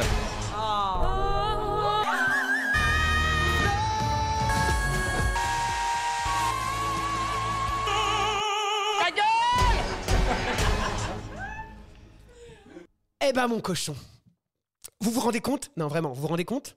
Déjà une année de plus passée et nous voilà aux portes de cette nouvelle édition de l'Eurovision. Et celle-ci, elle a une saveur toute particulière puisque c'est la première édition de l'Eurovision couverte par le meilleur podcast en la matière. J'ai nommé 12 points, bien sûr. Non, je pleure pas, ce sont les allergies, d'accord? Voilà, j'ai tant donné au cours de ces derniers mois pour ce podcast. À muser les doigts sur le clavier, à brûler mes yeux sur l'écran et mettre mon cerveau en mode Vésuve prêt à se faire pomper, pour vous régaler d'infos brûlantes et de réparties cinglantes, à tester mes blagues seul dans le miroir et être surpris moi-même de rire tout seul ou d'être profondément affligé. Voilà. Je sais que je me suis pas attiré la sympathie de tout le monde et je le comprends. Les hurleuses, ça divise, ça questionne, ça emmerde. Mais même si, et vous avez pu vous en rendre compte en suivant ce podcast, les hurleuses ont de la voix, souvent, elles ne sont pas entendues. Alors pour vous intéresser, elles sont là, elles agitent les bras, elles mettent des volants, des paillettes et du blush, elles lâchent leur crinière devant une soufflerie plus forte qu'une hotte de chez Hippopotamus. Elles essayent tellement que vous les remarquiez qu'elles font du bruit, quoi. Mais n'est-ce pas là ce qu'il faut faire à l'Eurovision? Se faire entendre par tous les moyens possibles et inimaginables? Eh bien, grâce à 12 points, je suis très fier d'avoir pu donner à ces hurleuses une voix. Merci. Bravo. Merci. Vincent, je t'aime. Je sais pas qui t'aime, mais moi je t'aime aussi. T'es le meilleur, putain. Dis pas ça devant les autres parce qu'ils sinon ils vont être jaloux après. Poil, Vincent. À toi d'abord. Voilà, merci. J'ai dit merci. Merci. Voilà. Et à la veille du lancement de l'Eurovision 2022, j'aimerais qu'on donne une dernière fois plus que jamais une voix à toutes ces hurleuses de l'Eurovision. C'est pour ça, chers auditeurs et auditrices, chers collègues et chers invités, que je vous invite aujourd'hui au Hurleuse Song Contest.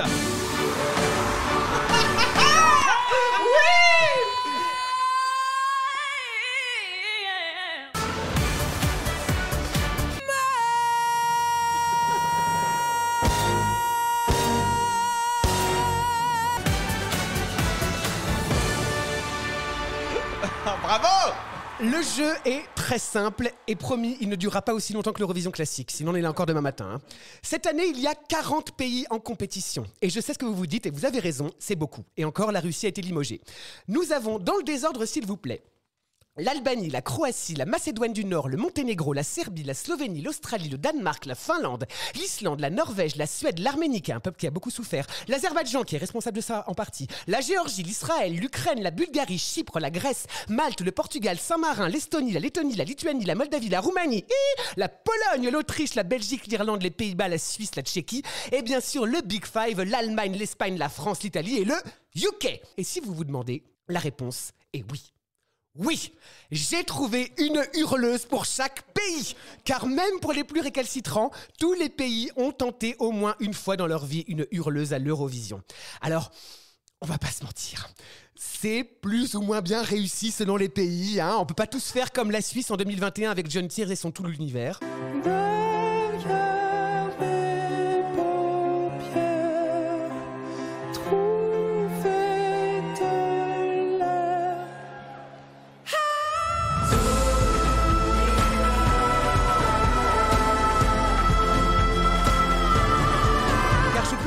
Que certaines prestations, ou juste notes, sont inaudibles, comme l'Ukraine en 2006 avec Tina Karol et son Show Me Your Love.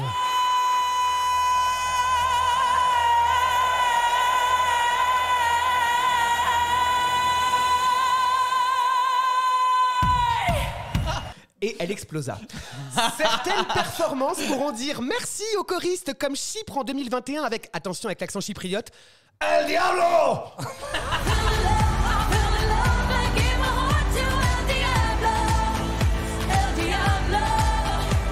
là? Elle chante? Ah bon, d'accord. Ou bien... Oh, allez, j'ose. Hein? Qu'est-ce que vous en dites? Je balance? Allez.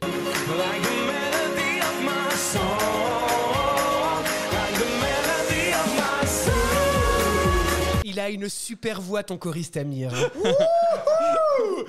Ce qui m'amène à une superbe transition, puisque comme Amir, j'ai cherché une hurleuse allemande, et pour faire plaisir à Quentin... Don't you try to hide it, sister.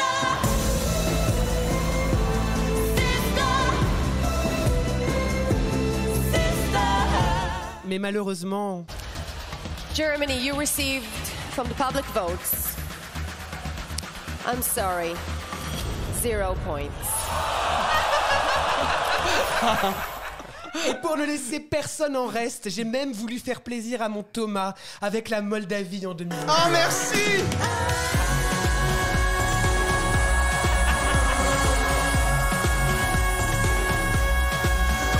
Que j'aurais pu sournoisement remplacer par une alarme de la caserne des pompiers les premiers mercredis du mois à midi. Cela dit, ça ne vaut pas la prestation la plus what the fuck qui m'était donnée de voir avec Elnur et Samir et leur Day After Day pour l'Azerbaïdjan à l'Eurovision 2018.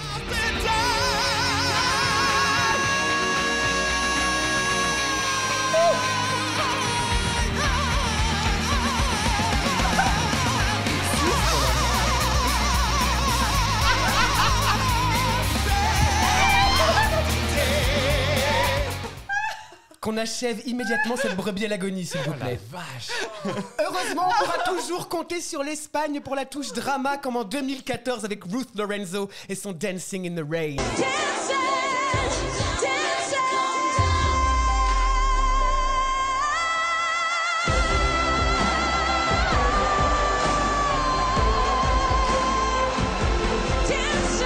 Bien sûr, les Ojin en 2017. Mais oui, vous savez, ces trois sœurs venues des Pays-Bas tout en harmonie et en robe chirurgicale.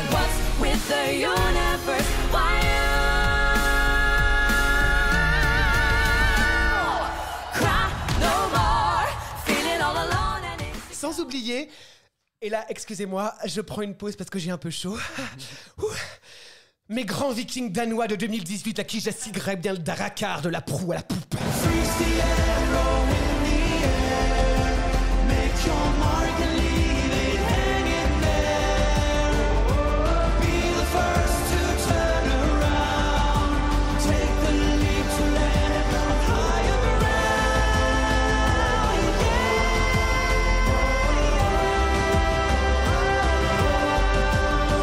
Croyez bien qu'après mon passage sur le pont, ça sentira plus le hareng.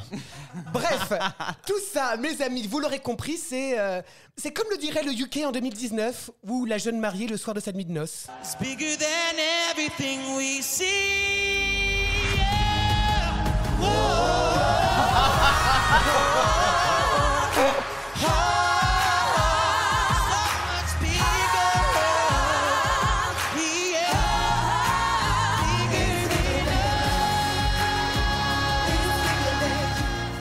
Alors maintenant, chers auditeurs, chères auditrices, et vous tous et toutes autour de la table, c'est maintenant à vous de jouer. Je vous ai donné les réponses pour les pays suivants. La Suisse, l'Ukraine, Chypre, la France, l'Allemagne, la Moldavie, l'Azerbaïdjan, l'Espagne, les Pays-Bas, le Danemark et le UK, soit 11 pays. Pendant la minute qui va suivre et qui va certainement être la plus longue de votre vie, vous allez entendre des hurleuses venues des 28 pays restants. Oui, pas 29 parce que j'en garde un pour mon grand final. Il va vous falloir reconnaître pour chaque note le pays, l'année, l'interprète et la chanson. Je sais que tous les points sont pour moi. Je sais que ce n'est pas une tâche aisée, mais si vous voulez être sacré expert ou experte en hurleuse eurovisionnesque, c'est le prix à payer. Vous êtes prêts ? 3, 2, 1, c'est parti.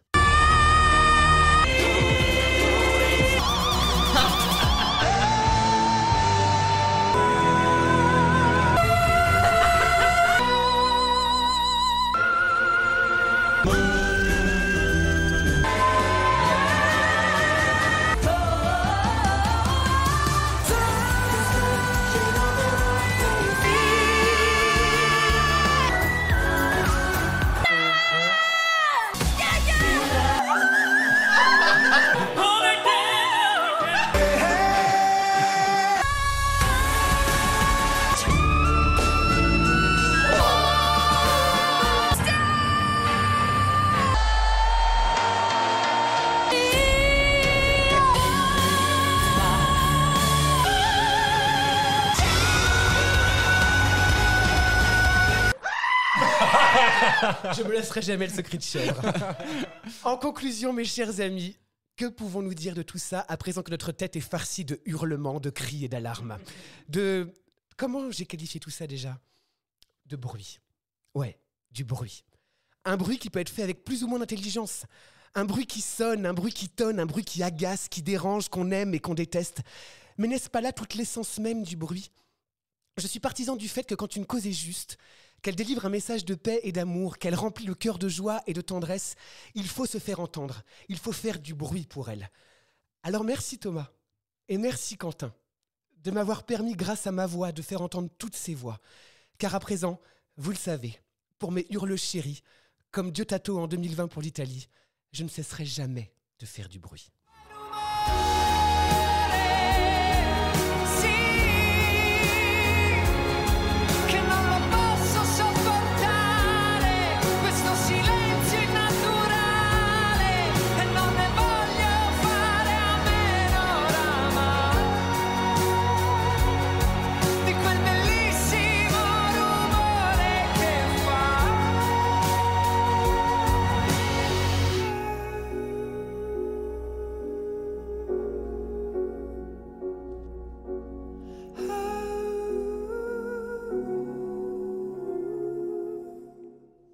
Eh ben merci Vincent, Bravo, Vincent. merci.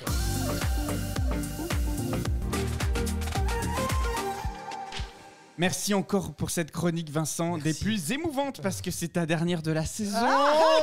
C'est bon. Je veux pas balancer, mais ils sont à moitié en train de pleurer.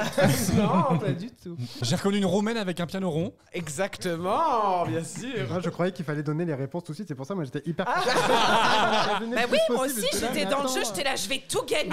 C'est évident. C'est mon moment. Mais là, moi, où je me surprends, c'est qu'en fait, j'en ai reconnu plus d'une. oui. J'en ai Parce que reconnu tu aimes plus ça, d'une. en fait, les hurleuses. Moi, j'avoue, j'aime ça. Moi, tu sais, j'ai été bercé par les hurleuses.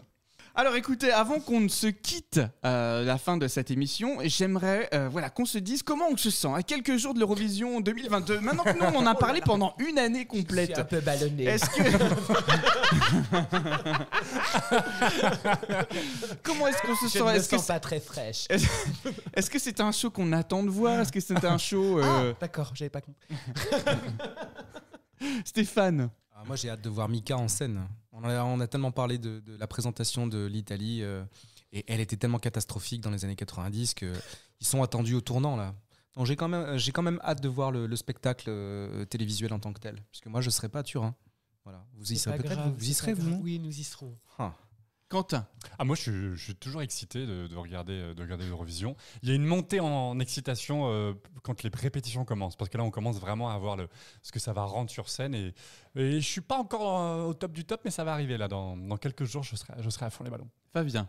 J'ai moi aussi hâte d'y être. Et en même temps, je commence déjà à être en dépression post-Eurovision en me disant c'est bientôt fini. Déjà. La finale approche. Donc voilà, il y a toujours c'est des sentiments mitigé, mais toujours cette envie d'en profiter vraiment au maximum, quoi. Voilà, parce qu'on a besoin de ça, de cette petite semaine musicale qui nous permet un peu de se changer les idées et de penser à autre chose. En tout cas, si tu veux parler d'Eurovision en dehors du mois de mai, tu seras toujours le bienvenu dans 12 points. Agathe, toi, est-ce qu'on t'a convaincu de regarder l'Eurovision 2022? Mais bien sûr. C'est déjà une belle non, victoire. mais en vrai, je vais regarder pour savoir si mes chouchous ils vont gagner. J'ai un petit peu l'impression d'être dans un concours de où on a envie de dire je le savais. Voilà. Et j'espère. Miss Aquitaine. Voilà. Je l'avais dit. Non, mais par contre, non, franchement, je pense qu'il y a des gens qui peuvent gagner dans ce que j'ai mis. Oui, j'y crois. J'espère surtout que Fabien dit de loin circonspect. J'espère surtout que l'Espagne n'ira pas. Je trouverais ça scandaleux. Alors là, dis pas ça à Thomas. Mais je sais, j'ai écouté. Moi, j'ai écrit le pompon. Voilà. Vincent? Moi, je suis déjà très excité depuis de nombreux mois, depuis que la playlist est sortie et en fait que j'écoute et que je réécoute et en passant certaines choses évidemment. Mais oui, non, mais c'est toujours un un moment que j'aime, en tout cas. Et c'est vrai, comme tu disais, Fabien, j'ai aussi la petite dépression post-Eurovision. C'est ridicule, je sais, dit comme ça. Mais, et après, ça se transforme en l'attente de « Ah, ça y est, ça repart. Là, décembre, on sait que ça va arriver, les chansons vont arriver. » Et moi, je suis hyper content à chaque fois. Donc, voilà.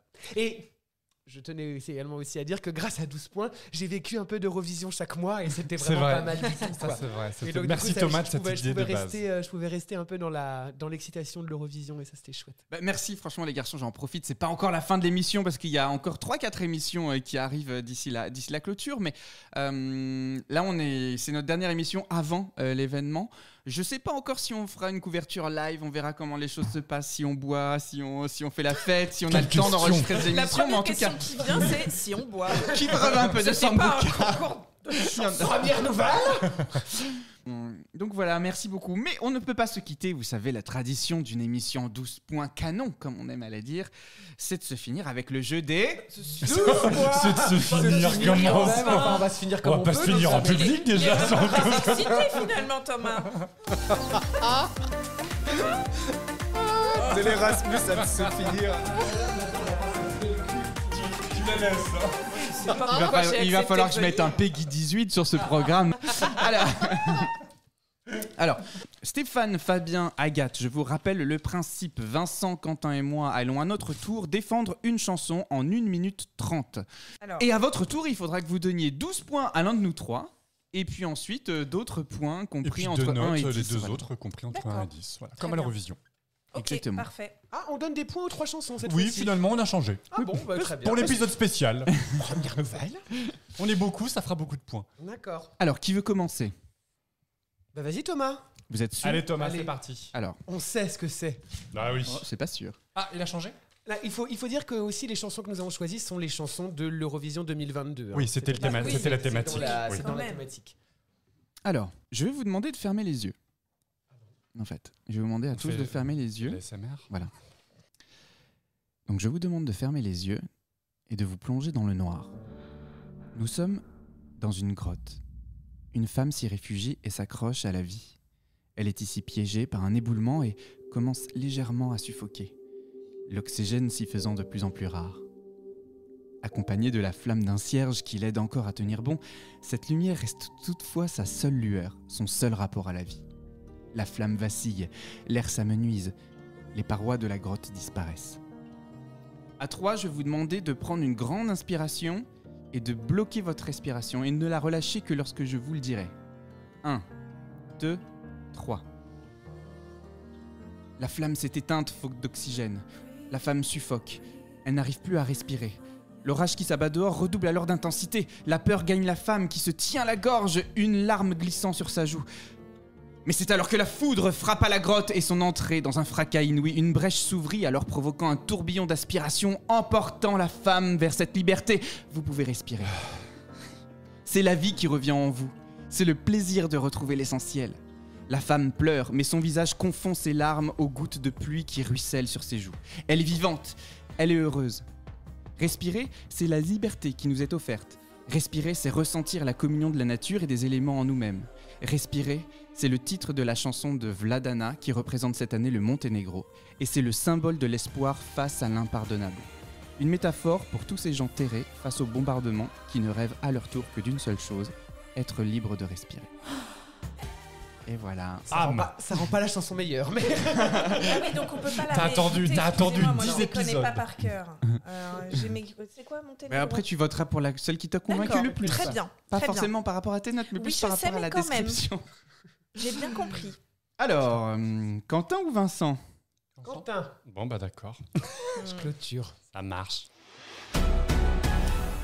Alors aujourd'hui les garçons et les filles, je souhaite vous présenter Alina Ivavnina Pash qui a remporté la sélection ukrainienne en 2022 avec sa chanson en ukrainien titrée Tini Zabutik Predkiv, signifiant les ombres des ancêtres disparus. Alors malheureusement, Alina Pash ne mettra jamais les pieds à Turin pour défendre les couleurs de son pays à l'Eurovision 2022. Après sa victoire sans équivoque d'Alina lors de la sélection ukrainienne, une polémique se déclenche en Ukraine. Alina se serait rendue en Crimée après l'annexion par la Russie et ce sans autorisation des autorités l'intervention des autorités ukrainiennes. Car rappelons-le, depuis l'annexion russe de la Crimée en 2014, les citoyens ukrainiens ne peuvent pas se rendre en Crimée sous peine de sanctions, sauf s'ils passent par la frontière ukrainienne et avec accord des autorités du pays. Souvenez-vous d'ailleurs de Marouv en 2019 qui avait subi le même sort en se faisant sèchement virer de ce rôle de candidate ukrainienne pour l'Eurovision à Tel Aviv, exactement pour les mêmes raisons. Lors de la victoire d'Alina du 12 février 2022 dans la sélection ukrainienne, le contexte politique et géopolitique entre la Russie et l'Ukraine est déjà extrêmement tendu. Les Américains annonçaient déjà une invasion imminente des troupes russes. Alina a tenté de se défendre en expliquant qu'elle était ukrainienne et qu'elle défendait la langue, l'identité et la culture de son pays, mais la pression médiatico-politique était trop forte et elle décide le 16 février de se retirer du concours. Mais parlons un petit peu de la chanson. Les ombres des ancêtres disparus. Vous vous en doutez, on va pas sauter de joie à l'écoute de cette chanson, mais il y a clairement ici un écho à la chanson de 1944 de Jamala qui a remporté le concours en 2016. Musicalement, il y a un lien car c'est une sorte de power ballade avec des instrumentations folkloriques, et ça d'ailleurs à l'Eurovision, j'adore. Le message des paroles surtout résonne terriblement depuis la guerre déclenchée du 24 avril 2022. Alina chante en 3 minutes l'histoire de l'Ukraine depuis des siècles, les difficultés que ce peuple a eues face aux envahisseurs pour préserver sa langue, sa culture, son folklore et ses traditions. Au final, vous l'aurez bien compris, aujourd'hui si je défends Alina et je vous demande que nous diffusions cette chanson, ce n'est pas uniquement pour ses qualités intrinsèques, que personnellement j'aime beaucoup, mais c'est plutôt pour essayer de compenser une injustice qu'a subie Alina de devoir se retirer du concours pour une règle absurde et profondément injuste. Alors voilà les amis, votons pour Alina, votons pour l'Ukraine, votons pour ce titre très poétique, Les ombres de nos ancêtres disparus. Bravo. On est dans l'émotion. Oui, on finit cet enregistrement de manière très festive. Merde. Bon bah j'arrive alors. C'est pas de surprise, c'est parti. Il est grand, il est beau, il a les yeux bleus. Il a la barbe taillée et le poil blond, sans parler de ses soyeux cheveux longs. Non, c'est pas Fabien Randall, mais presque. C'est bien sûr Sam Ryder, le représentant de cette année pour le UK. Non seulement ce type irradie tellement il est lumineux, mais surtout, qu'est-ce qu'il chante bien. Avec sa voix puissante et rock, il nous emmène dans son vaisseau spatial pour traverser toute une supernova d'émotions comme depuis longtemps le UK ne nous en avait pas gratifié. Alors, on sait encore rien de la mise en scène, des costumes ou de son chignon, mais ce qu'on connaît, c'est la chanson. Spaceman, c'est un peu une balade pop-rock toute droit sortie des années 80, où quand la voix de Mercury rencontre le son de Bowie. C'est enveloppant, c'est puissant, c'est émouvant, c'est tout ce que les rockers british peuvent faire de plus british, quoi. Alors avec sa voix de tête, Sam Ryder nous propulse à des milliers de kilomètres dans la stratosphère, alors que sa voix pleine et éraillée nous ancre bien sur Terre. C'est évidemment superbement écrit et il nous parle de son envie d'isolement, de prendre de la hauteur et de s'envoler dans l'espace pour être le maître de son propre univers. Cette chanson, c'est un délire, c'est un voyage qui nous fait visiter des contrées inconnues pour nous rendre compte que seul, on n'est pas grand-chose et que ce qui importe réellement est souvent juste à côté de nous. Je vous le dis, ce garçon, il est spécial, il a quelque chose en plus et si vous ne me croyez pas, allez donc découvrir son EP érection capillaire obligée. En conclusion, montez avec Samy et moi dans le cockpit direction la grande finale de l'Eurovision, car qui sait, c'est peut-être dans la Voie lactée qu'il décrochera le précieux trophée. Oh, bravo, bravo, bravo. Et bien maintenant, il va falloir trancher. Oh, mais on n'a pas du tout il envie va de vous falloir départager. voter 12 points à l'un d'entre nous et des points aux deux autres. Nous avons 10 secondes, c'est parti. Non, mais moi, j'ai pas envie de faire ça. On peut pas mettre 12 à chacun? On n'est pas à l'école des fans. Eh bien, c'est parti. On va restituer nos points et je vous propose, comme d'habitude, tourner autour de la table. Stéphane. On va donner quelques points à l'Ukraine. Juste pour le principe, on va donner 3 points à l'Ukraine. Et puis 4 pour le Monténégro. La chanson, elle m'a pas... 4 Non mais t'es sévère. Elle m'a pas emballé, Par contre, notre ami aux cheveux longs, oui, il chante très bien. Et il a ses chances. Allez, 12 points. Bravo. 12 points pour Sam Ryder. Quentin, tu ne donnes que 2 scores. Oui. Alors je donne mes 12 points effectivement aussi au Royaume-Uni avec Sam Ryder. Allez. Et je donne 6 points au Monténégro. Mais 6 points, c'est que dalle. Bah ouais, moi je c'est à peine la moyenne. C'est la moyenne. Fabien. Eh bien moi je donne 6 points également au Monténégro parce que j'ai failli mourir, je suis asthmatique donc moi, si on me demande d'arrêter de respirer pendant 45 secondes, je suis proche du décès par exemple. C'est vrai que j'avais oublié j'ai cru que tu avais oublié de nous dire qu'on pouvait respirer. Mais non, mais le texte était très joli, très beau. Je pensais que tu allais nous sortir Chanel de sa grotte. Mais non, parce que j'étais agréablement surpris. J'ai cru que c'était Secret. Moi j'entendais le cri des Bretons là. Bon, non, c'est vrai qu'on aurait pu. Bah oui, mais je me suis dit non, je vais surprendre. Donc Vu 6 le points clip. pour le Monténégro. Voilà, je donne 8 points au Royaume-Uni. Ah, Voilà, quand parce que, même. effectivement, j'espère que le Royaume-Uni en recevra plus cette année, mais c'est plus de points que le Royaume-Uni a reçu l'an dernier. Donc voilà, c'est déjà bien. Et donc mes 12 points pour Alina Page, parce qu'effectivement, je pense que c'est une chanson qui aurait pu même gagner en dehors du contexte géopolitique, tout ça, et effectivement, elle aurait eu toute sa place à Turin. Agathe. Et ben moi, j'ai pas voté pour les chansons. J'ai voté pour les chroniques. Ah. C'est mon petit côté femme littéraire. J'ai mis 10 points à Thomas parce que pareil, j'ai cru que j'allais être asphyxiée. J'ai mis 11 points à Vincent parce que bon, ça me voilà, c'est vrai que notre ami Sam Ryder, we love the guy. et les 12 points à Quentin, voilà. Je vais faire comme absolument tous les gens et voter pour l'Ukraine. Vincent. Non, c'était très touchant. Eh bien moi, je donne 12 points à Thomas. Allez. C'est pas pour la chanson, c'est pour le texte. C'est vrai que c'était très bien fait. C'est super. T'as fait des programmes. Bah merci. Dis donc, en un an de 12 points, t'as affûté ta plume. Il faut vraiment, hein. Alors bravo Thomas pour tes 12 points. Merci. Et Quentin, je te mets 8 points. Voilà, j'aime pas la chanson.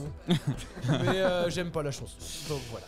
Et alors moi en fait je ne connais pas la chanson, du coup je veux la découvrir. J'ai donné 12 points à Alina. Merci. Et Vincent en fait j'ai mis 10 points parce que Sam Ryder j'aime quand même beaucoup et tu me l'as fait découvrir. Et bah voilà, du coup si on a là-bas. Alors bah que nous donnent les totaux? Maître Nadjar. Alors juste pour le total, on va switcher 2 notes d'Agathe puisque on Parce n'a que pas cette précisé. idiote ne regarde vraiment jamais l'Eurovision. Ton 10 devient un 8 et le 11 devient un 10. Voilà. 24, 34, 44, 44 et 8. 52. J'ai gagné. C'est Vincent qui remporte. Bravo Sam Ryder. On se quitte donc avec Sam Ryder qui interprète Spaceman. Les amis IE, merci à tous, merci à toutes d'avoir participé à cette émission. Merci à vous. L'invitation, c'était très cool. Merci à vous qui nous écoutez. On se retrouve du coup très vite à Turin. Un dernier épisode d'En route pour Turin sera diffusé ce vendredi et il s'agit de notre interview exclusive d'Alvan et Aez et leur interprétation en acoustique de Fulen qu'on vous invite du coup à découvrir. Merci encore une fois à tous. On espère que 12 points vous plaît et on vous demande s'il vous plaît de partager 12 points autour de vous pour nous aider à gagner en notoriété, à nous suivre comme d'habitude, à nous mettre des commentaires sur Apple Podcast, à nous mettre des étoiles sur Spotify ou sur Apple Podcast. On est présent sur Instagram, sur Twitter évidemment. Pour le reste, nous je vous propose qu'on se resserve un petit verre de sambuca. Allez. Oh si. Ah si. Et puis, Agathe de la sambuca. Et puis finalement non. Et puis j'espère à très vite tout le monde. Bonne soirée. Merci Stéphane, merci Fabien, merci Agathe. Merci à vous. Et bonne Eurovision à tout le monde. T'as pas dit bonsoir cette fois-ci? Si, là je l'ai dit. I was an astronaut, I'd be floating in midair, and a broken heart would just belong to someone else down there. I would be the center of my lonely universe, but I'm only human, and I'm crashing down to earth. I'm up in space, up in space.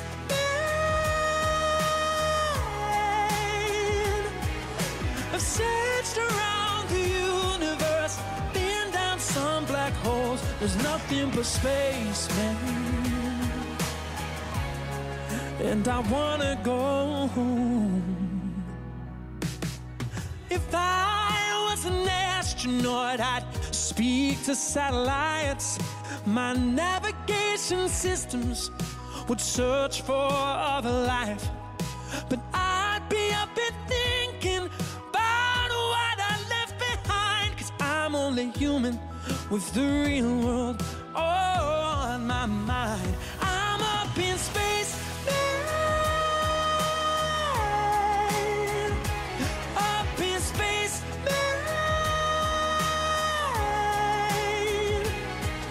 I've searched around the universe, been down some black holes. There's nothing but space, man.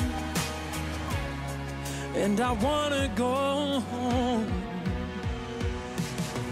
Gravity keeps pulling me down. As long as you're on the ground, I'll stick around. I'll stick around. I'll stick around. I'm up in space, man. Up in space, man. I searched around the universe, been down some black holes. There's nothing but space, man. No.